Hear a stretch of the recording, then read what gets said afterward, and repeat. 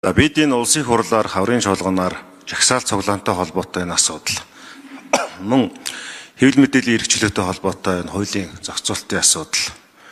За мөн бас хүний эрхийн үндэсний 2 дугаар хөтөлбөрийн тухай ойлголт.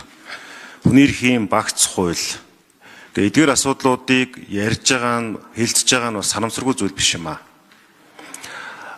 Тодорхой хэмжээгээр олон жил хүлээгдсэн гацсан бид нар томоохон хөтөлбөрүүд эдийн засгийнхаа хөшүүргийг явуулах гэдэг ч гэсэн яг энэ хуулийн дээр байгаа хүний эрхтэй холбоотой, хүний эрхийг хамгаалахтай холбоотой иргэн рүүгээ чиглэсэн зүйл дээр бас нэлээд ийм өндөр анхаарал ач холбогдол өгж оруулж ирж байгаа нэг зүйтэй гэж харж байгаа. Тэр утгаараа бол мэдээж олон талын үзэл бодол байх, шүүмжлэлтэй хандлагууд байх, давуу сул талууд байх ч гэсэн улсын хурал нэгэнт нодлон жил хүн төвтэй шийдвэр гаргалт хийнэ гэдэг стратеги баталсан учраас энэ шалгуур дээр маш сайн цензур тавьж үзэх ёстой. Энэ цензур бол ерөөсөө хориглох, хаах, боох гэхээс илүүтэйгээр хүний эрхийг хангаж байж чадаж байна уу энэ хэм хэмжээний зохицуулт гэдэг дээр л бид маш тунгалаг олон талын шалгуурыг авч үзэх ёстой. Энэ утгаараа бол энэ жагсаал цуглаантай холбоотой асуудлыг бол дэмжих 2 шалтгаан байгаа. Нэгдүгээрт бол энэ зөвшөөрөл аавна гэдэг байдлаар төрийн дарамтанд жагсаал нь өөрөө жагсаал биш болдог байдлыг халах зохицуулт байна. За нэг хоёрдугаарт нь бол мэдээж энэ субъект буюу санаачлагч, оролцогчдыг олон төлөв болгох энэ бас боломжийг нээж байгаа. Эцэст бол яг жагсаал цуглааны үеэр хүний ямар нэгэн байдлаар амнаас эрүүл мэнд хохирохгүй байх, эрх ашиг нь хөндөгдөхгүй байх, улс төрийн үзэл бодлоо илэрхийлснийхаа төлөө хууль шүүхийн байгууллагад хавчигддаггүй байх энэ зүйлүүдийг бид хэлэх ёстой. Хэдэн жилийн өмнөх жагсаал дээр тэр шөнө орой жагсаж байгаа залуучуудыг хүч хэрглэж тараах, татаж голдчих. За тэгээд өмссөн зүйлсэн хувцснаас нь татхаар зарим биеийнх нь хэсгүүд ил гарах гэдэг маш олон төрлийн зүйлүүд болж ирсэн. 7 сарын 1-ний жагсаалтай холбоотой эмгэнэлт гашуун түүх биднэрт байсаар байгаа. Тийм учраас аль болох энэ хүний эрх рүүгээ чиглэсэн зүйл рүү энэ хууль маань олон талын хилцүүлэхтэй, олон талын мэтгэлцээний дараа сайн шийдвэрүүд ялгарч гарах ёстой гэж үзэж байгаа. Яагаад гэвэл энэ бол үндсэн хуулийн суурь зарчим учраас.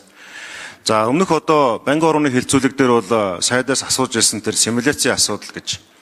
Энэ хэвлэлийн эрхчлөөний хуулийн асуудал яригдсан ч тэр жагсаал цуглааны хуулийн асуудал яригдсан ч тэр ер нь бид нар ингээд дэлхийд бодит байдлаараа муухай харагддаг, бодит байдлаараа хуулийн үйлчлэл нь хүний эрхээ хамгаалж хангаж чадахгүй байгаа нөхцөл байдлыг яаж засварлах вэ гэдэг ойлголт байдаг. Тэр утгаараа энэ хууль батлагдсанаар энэ хүний эрхийн индекс ямар түвшинд өсөх юм бэ гэдэг симуляцийг хуулийн үйлчлэлийг хийгээч гэж хэлж байгаа. Энийг хийх боломжтой юу?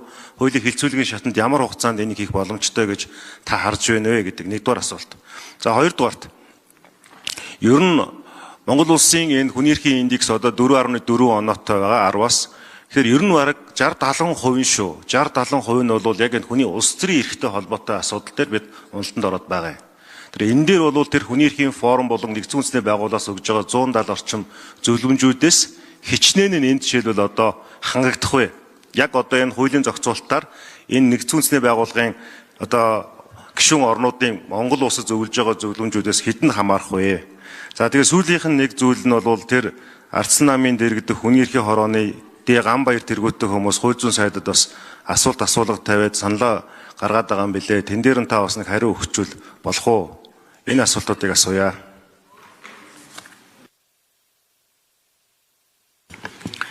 За Эрдэнэ бол гишүүний асуултанд хариулъя. Оюун сайхны алтан гэрэл сайд. За энэ хүний эрхийн асуудал дээр 60-70% хүний улс төрийн эрхтэй холбоотой асуудал байна гэдэг бол бас үнэн байгаамаа. Тэгээд бид бол яг энэ асуудлууд дээр өнгөрсөн удаад хүний эрхийн үндэсний комиссийн тайлан илтгэл, олон улсын байгууллагуудаас өгсөн зөвлөмж ямар тохиолдолд иргэдийн улс төрийн эрх хөгжлөө зөрчигдөж нэн ялангуяа жагсаал цуглаан эрх хөгжлөөтэй зөрчигдөж гэдэг өгсөн зөвлөмжүүдээс нийт бид 5 удаагийн жишээлбэл хүний эрхийн үндэсний комиссийн илтгэлийг л үзэхэд бид нийт 5 удаагийн илтгэл дурддагдсан тэр 27 асуудал арах давхарцсан тоогоор 27 асуудал арах зөвлөмжийн бид яг 70%-ийг оруулчихад байгаа. Тэгэхээр энэ симуляцтай холбоотой асуудал Эрдэнэ бол гişүү ярьж байгаа. Ажлын хэсэг байгуулагдаад ингээд явхад яг энэ асуудлыг судал шийдвэрлээд цаашаа ярилцаад явах бүрэн боломжтой гэж бид нар харж байгаа. Тэгэхээр энэ хүний эрхтэй холбоотой, нэг ялангуяа жагсаал цуглах эрхтэй холбоотой асуудал бол олон нийтийн анхаарлын төвд байдаг. Жагсаал цуглаанд оролцсон нөхдүүдэд одоо хэрхэн яаж хандаж байна, эдгээр эрхтэй холбоотой асуудал хэрхэн яаж шийдвэрлэгдэж байна, хүний эрхийн ямар зөрчил гарч ийн гэдэг нь олон нийтийн нүдэн дээр ил тод байдаг.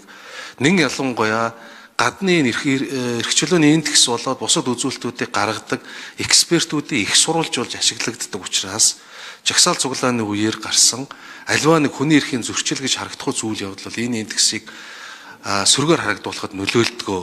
Тэгэхээр хууль тогтоомжийн тодорхойгүй байгаа байдал үүнд бас нөлөөлдөг. Жишээлбэл өнөөгийн хуулиар бол энэ бүртгүүлээгүй жагсаал цуглаан бол хууль бус байгаа. Цагдаагийн байгууллага очиж шаардлага тавьдаг, бүртгүүлээгүй байдаг. Цагдаагийн байгууллага хууль зас үүргээ биелүүлэхийг эрмэлздэг. Нөгөө талаас бид нар үзэл бодлоо илэрхийлэх эрхчлөөтэй яаж байгаа гэдэг эсэргүүцэл гардаг.